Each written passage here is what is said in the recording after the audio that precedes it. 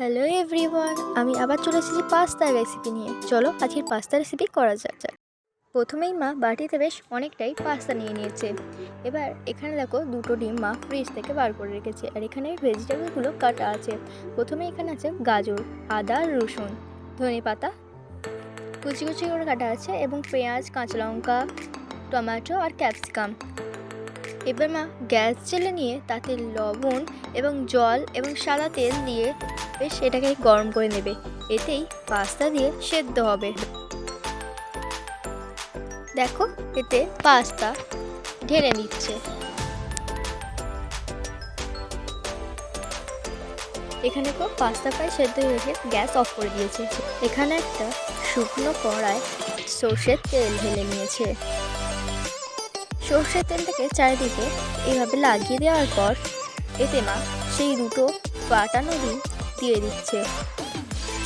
দুটো একসাথে কিন্তু ডিমটা ফেটিয়ে রেখেছিল, সেই ডিমটাই ঝুড়ি ঝুড়ি করে ভেজে নিয়ে দিয়ে দিচ্ছে তেলে ভেজে নেওয়ার জন্য।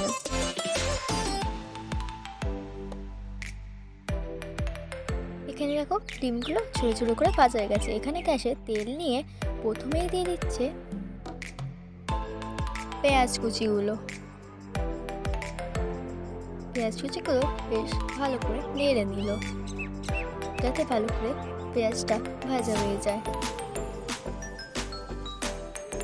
তারপরেই মা দিয়ে দিল কেটে রাখা গাজরগুলো একটু ভালো করে নেড়ে চেড়ে নিয়ে ভেজে নেবে।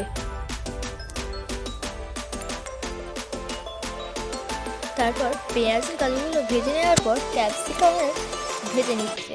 ক্যাপসিকামের পরে দিয়ে দিচ্ছে কুচি কুচি করে কেটে রাখা কাঁচা লঙ্কাগুলো। এবার এগুলোকে সব একবার ভালো করে মিক্সড করে নেবে,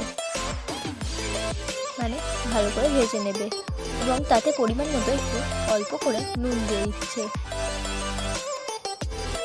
নুনটা কিন্তু সবাই স্বাদ মতনই দেবে। কিছুক্ষণ ভাজার পর মা গ্যাসটাকে আস্তে দিয়ে দিচ্ছে, মানে মিডিয়ামে দিয়ে দিচ্ছে।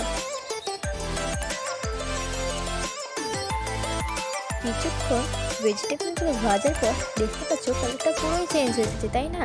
এবার মা আদা আর রসুনের পেস্টটা দিয়ে দেবে, প্রায় 2 চামচের মতো। তারপর একটু নেড়ে নেবে ভালো করে।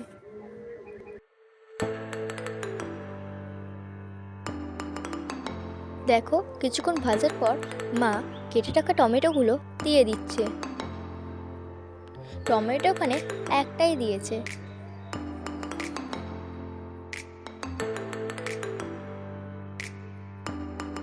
টমেটোগুলো একটু নেড়ে চেড়ে নিচ্ছে।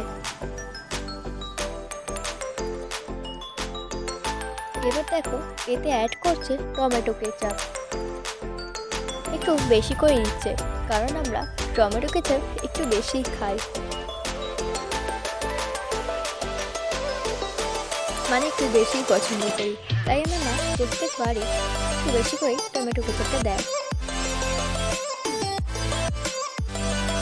দেখো টমেটো কেচাপ দেওয়ার পরে কেমন রেড রেড কালার চলে এলো না? সেরকম হচ্ছে কতই না স্পাইসি হয়েছে। এরপরে যেটা পাস্তা সেদ্ধ করে ছেঁকে রেখেছিল সেই পাস্তাগুলো অল্প করে দিচ্ছে এবং নেড়ে নিচ্ছে, আবার অল্প করে দিচ্ছে, আবার নেড়ে দিচ্ছে, যাতে পাস্তাগুলোর সাথে মশলাটা যেন মিক্সড হয়ে যায়। দেখো তারপর পাস্তাটার মধ্যে 2 টেবিল স্পুন চিনি দিয়ে দিল।